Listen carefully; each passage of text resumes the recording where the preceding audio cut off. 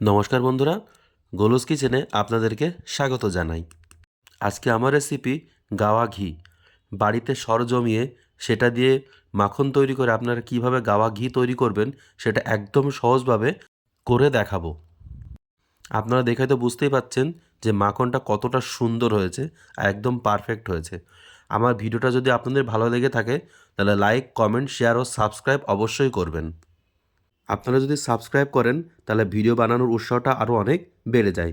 আর দেখুন ঘিটা কতটা সুন্দর দেখতে লাগছে আর কতটা দারুণ হয়েছে। তাহলে কথা না বাড়িয়ে মেন রেসিপিতে যাওয়া যাক।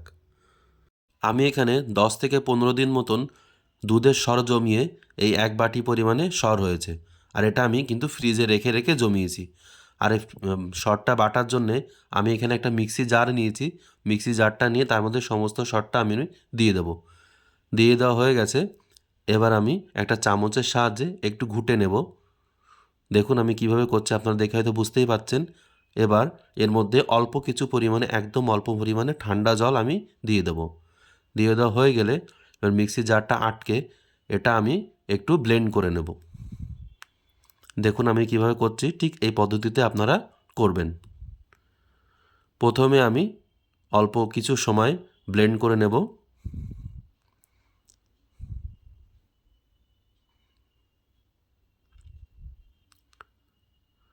দেখুন আমি ব্লেন্ড করে নিয়েছি।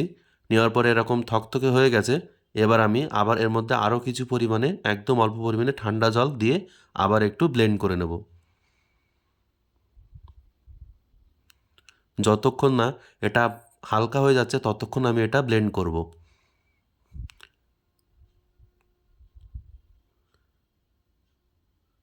দেখুন ব্লেন্ড করে নিয়েছি। এবার একটা ফোমি টেক্সচার এতে চলে এসেছে, মানে অনেকটা কিন্তু হালকা হয়ে গেছে।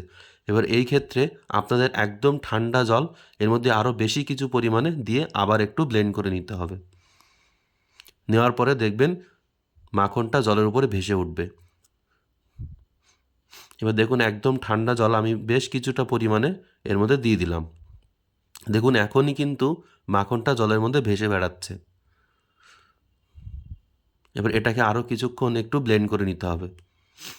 দেখুন ব্লেন্ড করে নিয়েছি। নেওয়ার পরে মাখনটা একদম পুরো ভেসে উঠেছে। আর যেটা হচ্ছে ঘোল সেটা কিন্তু আলাদা হয়ে গেছে মাখনের থেকে।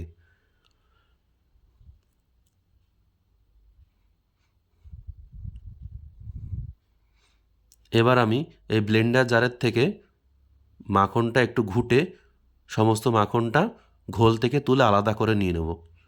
দেখুন কতটা সুন্দর মাখন তৈরি হয়ে গেছে। এই ঘোল থেকে সমস্ত মাখনটা আমি তুলে নেব। আর ঘোলটা খেতেও কিন্তু খুবই সুন্দর লাগে। আর যেহেতু এটা বাড়িতে করা, তো এই ঘোলটা অনেক টেস্টি। এবার সবটা আমি মাখন তুলে নিয়েছি। দেখুন অনেকটাই মাখন হয়েছে কিন্তু। 1 বাটি দুধের সরে অনেকটাই মাখন হয়েছে। আমার এই ভিডিওটা যদি আপনাদের ভালো লেগে থাকে তাহলে অবশ্যই কিন্তু সাবস্ক্রাইব করতে ভুলবেন না। এবার দেখুন বলেছিলাম যে এই ঘোলটা খেতে কিন্তু অনেক সুন্দর লাগে, অনেক ভালো লাগে খেতে। তো আমি একটু অল্প পরিমাণে লবণ দিয়েছি আর অল্প পরিমাণে এর মধ্যে আমি চিনি দিয়ে দেবো। চিনি দিয়ে অল্প পরিমাণে ঘোল নিয়ে আরেকটু চিনি দিয়ে দেবো। এবার এটাকে চামচের সাহায্যে একটু ভালো করে ঘুটে নেব।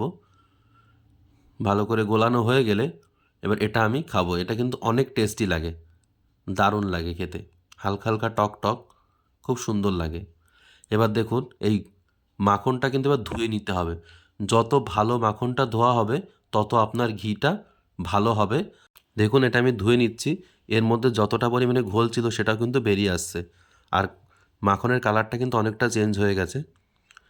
দেখুন এবার এই জল থেকে আমি মাখনটা তুলে আলাদা করে নিয়ে নেব।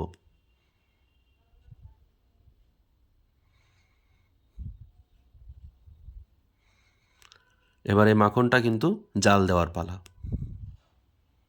আমি গ্যাসটা অন করে নিয়েছি। এবার এই মাখনের বাটিটা আমি দিয়ে দিলাম।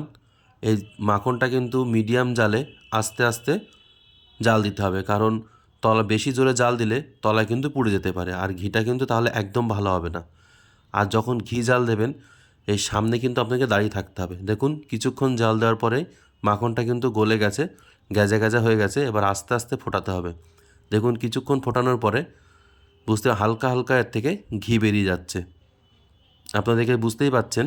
আর এটা কিন্তু একদম অল্প জালে আপনাকে ঘিটা জাল দিতে হবে। দেখুন এর থেকে ঘি বেরোনো কিন্তু স্টার্ট হয়ে গেছে। দেখুন 4 থেকে 5 মিনিট মিডিয়াম জালে আমি জাল দিয়ে নিয়েছি, আর এর থেকে ঘি কিন্তু বেরোনো শুরু হয়ে গেছে। আর ঘিটা আলাদা করে ছেঁকবো বলে আমি একটা বাটিতে একটা সাদা কাপড় দিয়ে রেখে দিয়েছি। আমি এটা দিয়ে ঘিটা ছেঁকে নেব। দেখুন মোটামুটি 7-8 মিনিট জাল দেওয়ার পরে ঘিটা কিন্তু একদম বেরিয়ে গেছে। ঘিটা আরও একটু জাল দিতে হবে, কারণ এটা একটু কড়া করেই জাল দেব। কড়া ঘি খেতে কিন্তু অনেক ভালো লাগে। দেখুন মোটামুটি 10 থেকে 12 মিনিট আমি জাল দেওয়া হয়ে গেছে। মোটামুটি ঘিটা কিন্তু তৈরি হয়ে গেছে। আরও 1 থেকে 2 মিনিট আমি জাল দিয়ে নেব। দেখুন ঘি জাল দেওয়া আমার কমপ্লিট। এবার আমি আলাদা একটা পাত্রে ছেঁকে নেব।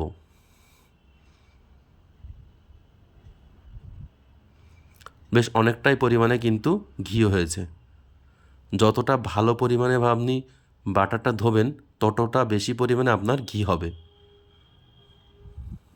আর চাচিটা কিন্তু একদম কম পড়েছে, যেহেতু ভালো ধোয়া হয়েছে। দেখুন আমার ঘরে বানানো গাওয়া ঘি একদম রেডি, আর কতটা সুন্দর দেখতে লাগছে। এটা কিন্তু ঠান্ডা হলে একদম মানে দানা দানা হয়ে যাবে, আর খেতে জাস্ট অসাধারণ লাগে। গরম ভাতের সাথে এরকম ঘি পেলে জাস্ট অসাধারণ। আমার ভিডিওটা যদি আপনাদের ভালো লেগে থাকে, তাহলে লাইক, কমেন্ট, শেয়ার ও সাবস্ক্রাইব করে আমার পাশে অবশ্যই থাকবেন। আর ভালো থাকবেন, সুস্থ থাকবেন।